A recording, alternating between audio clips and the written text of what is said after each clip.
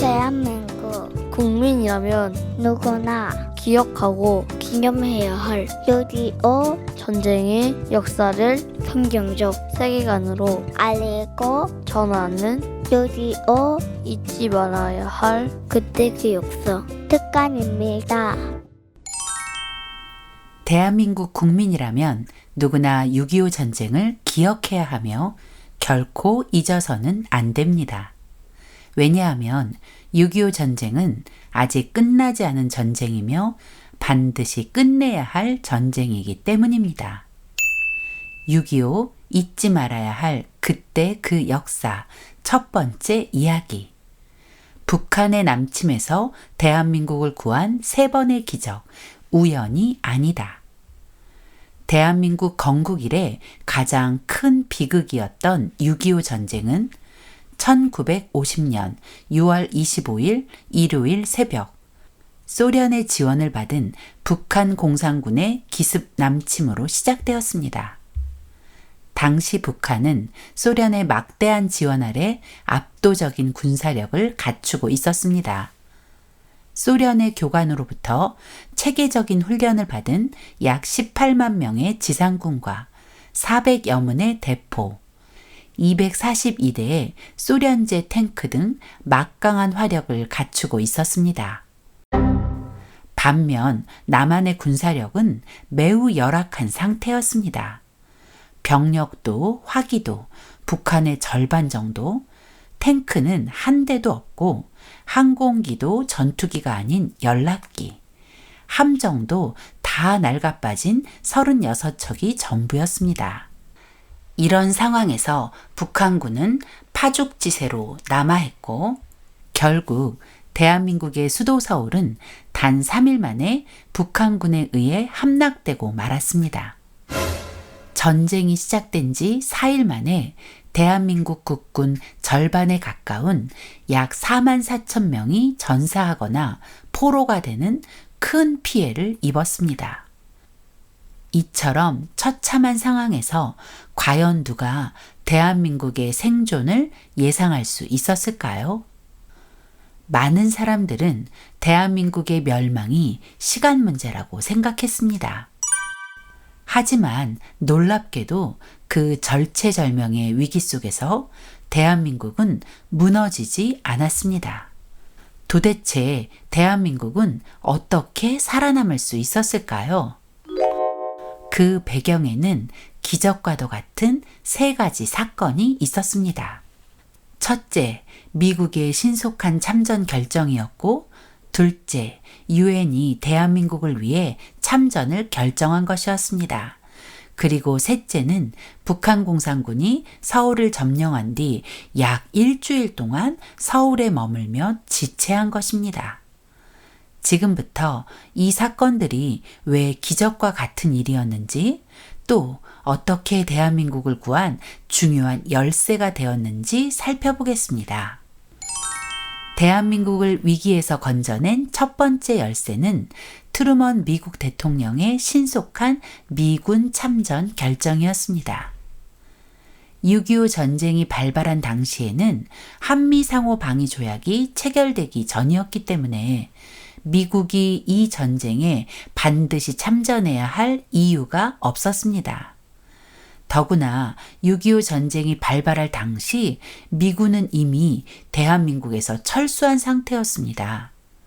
왜냐하면 1947년 11월 14일 유엔이 남북 단일선거 실시를 결의하면서 선거 이후 대한민국이 합법정부를 구성하면 모든 외국 군대가 한반도에서 철수해야 한다는 결정에 따라 1949년 6월 29일 군사고문단 475명만 남겨두고 대한민국에서 철수한 것입니다. 미군이 철수하면 대한민국의 안보는 무너진다며 강하게 반대하는 이승만 대통령의 호소에도 불구하고 말이죠.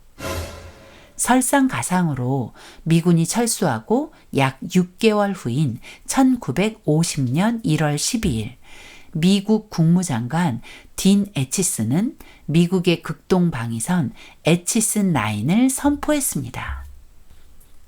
에치슨 라인은 소련과 중국의 공산화 확장을 저지하기 위해 알래스카, 알류샨 열도, 일본, 오키나와, 필리핀을 연결하는 미국의 극동 방어선으로 만약 소련이나 중국이 이 방어선에 포함된 국가를 공격할 경우 미국이 직접 나서서 방어하겠다는 선언이었습니다.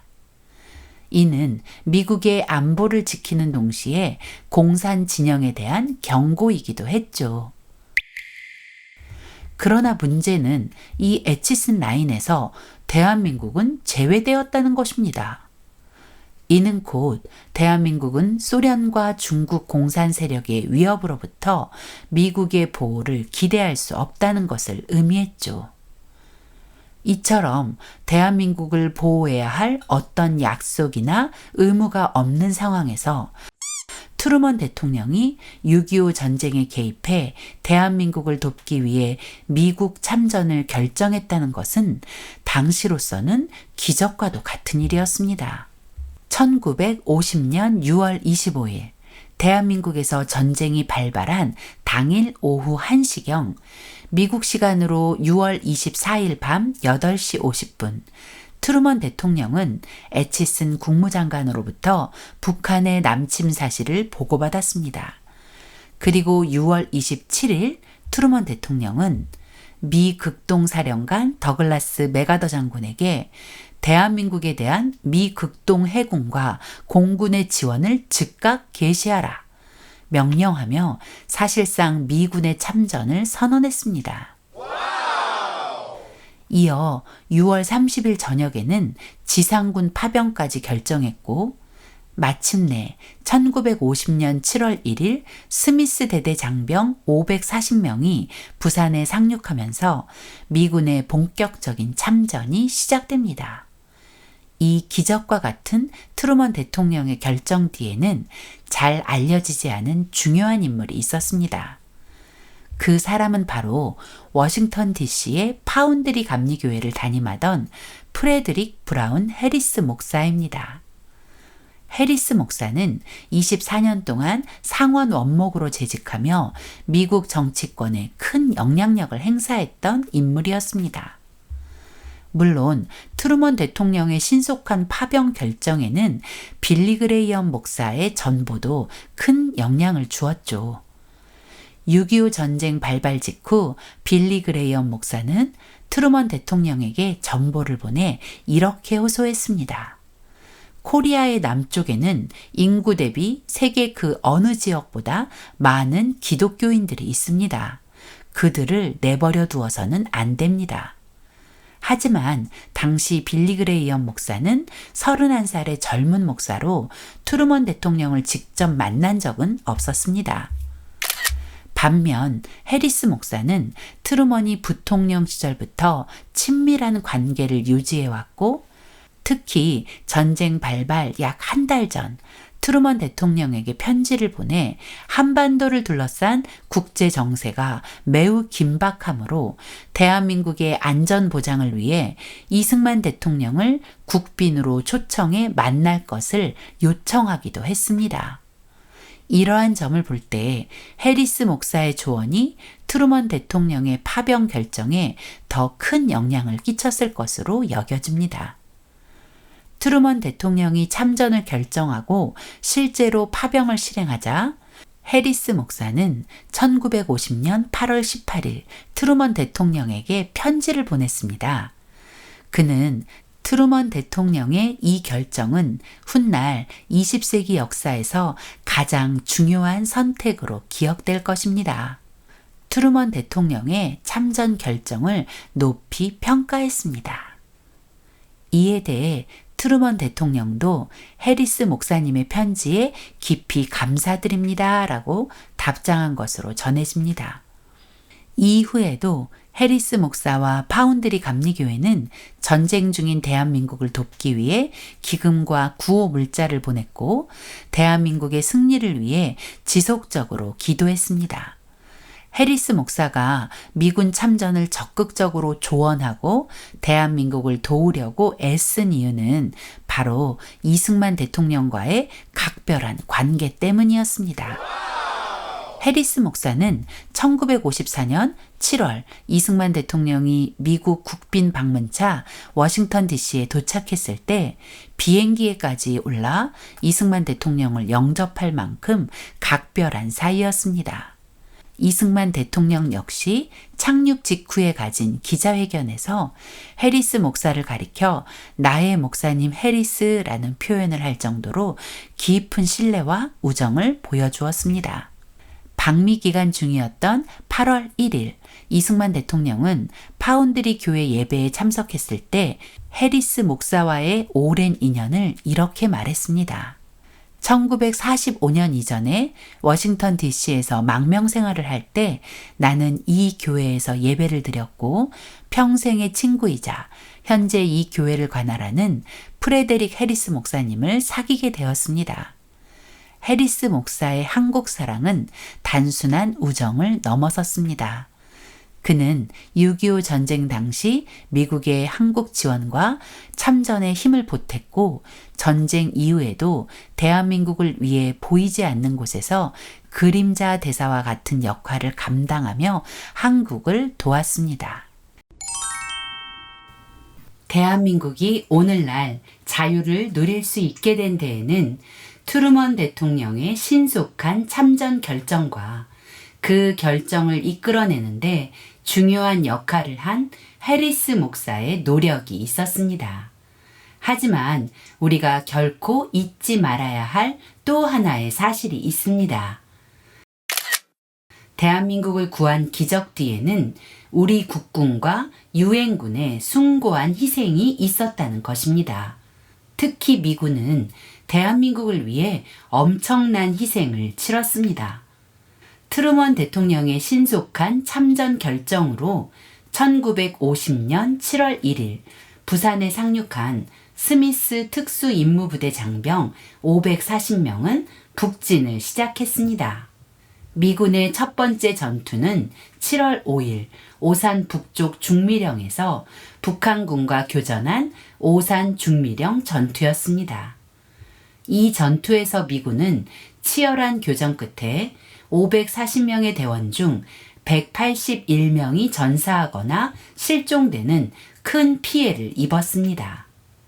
비록 미군이 패배의 쓴잔을 마셔야 했지만 스미스 부대의 고귀한 희생 덕분에 국군과 유엔군은 낙동강 방어선을 구축하고 반격을 준비할 수 있는 소중한 시간을 벌 수 있었습니다. 오늘날 오산시 내산미동 중미령 평화공원에는 스미스 특수임무부대원 540명을 상징하는 540개의 돌을 쌓아 만든 유엔군 초전 기념비가 세워져 있습니다. 이 기념비는 대한민국을 위해 싸운 그들의 희생을 기억하고 있습니다. 중미령 전투를 시작으로 미군은 낙동강 방어선 전투, 인천 상륙작전, 장진호 전투 등 수많은 격전을 치렀습니다. 이 과정에서 54,246명이 전사하고 8,177명이 실종되었으며 7,140명이 포로가 되었고 103,248명이 부상을 당했습니다. 모두 합하면 17만 2,847명에 달하는 미군 장병들이 대한민국을 위해 희생한 것입니다. 세계 최강국인 미국이 자유를 지키기 위해서 약소국이었던 대한민국을 위해 바친 희생은 참으로 값지고 숭고한 것이었습니다. 특히 우리에게 깊은 감동을 주는 것은 미국 대통령을 비롯한 장관, 장군 등 최고위층의 아들 142명이 6.25 전쟁에 자원 참전했으며 그중 35명이 전사했다는 사실입니다. 아이젠하워 대통령의 아들 존 아이젠하워 육군 중위는 1952년 미 3사단 중대장으로 참전했고 워커 8군 사령관의 아들 샘 워커 중에는 미 24단 중대장으로 참전해 대한민국을 위해 싸웠습니다. 6.25 전쟁에서 사단장과 군단장을 거쳐 8군 사령관까지 지낸 벤플리트 장군의 아들 제임스 벤플리트 2세 공군 대위도 폭격기 조종사로 참전했습니다. 그는 1952년 4월 4일 새벽 평남 순천 지역으로 야간 출격을 나갔다가 안타깝게도 실종됐습니다. 또한 미 해병 제1항공단장 필드 해리스 장군의 아들 윌리엄 해리스 소령은 중공군의 2차 공세 때 장진호 전투에서 전사했습니다. 미 중앙정보국 앨런 덜레스 국장의 아들 앨런 메시 덜레스 2세 역시 해병 중위로 참전했다가 머리에 총상을 입고 평생 후유증을 안고 살아야 했습니다.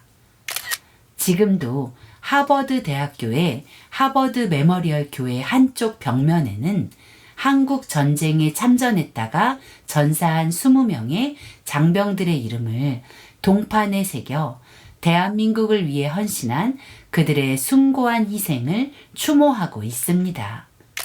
아울러 월터 리드 미 육군 병원에는 6.25 전쟁 당시 중상을 입은 용사 수십 명이 여전히 침상에 누워 투병 중이라고 합니다.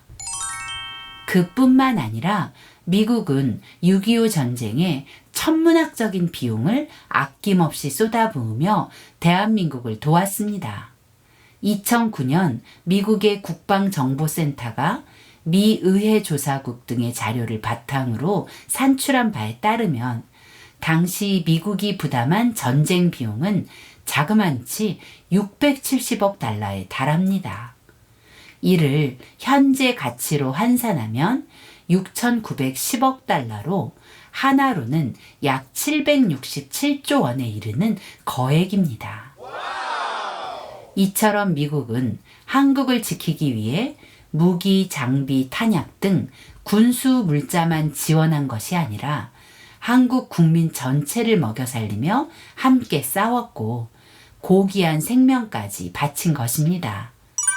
만약 그때 미국의 도움이 없었다면 자유대한민국은 6.25 전쟁과 함께 역사 속으로 사라졌을지도 모릅니다. 오늘날 우리가 누리고 있는 경제적 풍요와 자유는 결코 당연하게 얻어진 것이 아닙니다.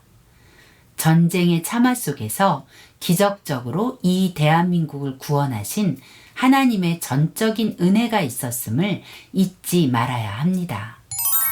이와 더불어 목숨을 바쳐 대한민국을 지켜낸 국군과 유엔 장병들의 숭고한 희생 역시 우리 가슴 속에 영원히 기억되어야 할 것입니다.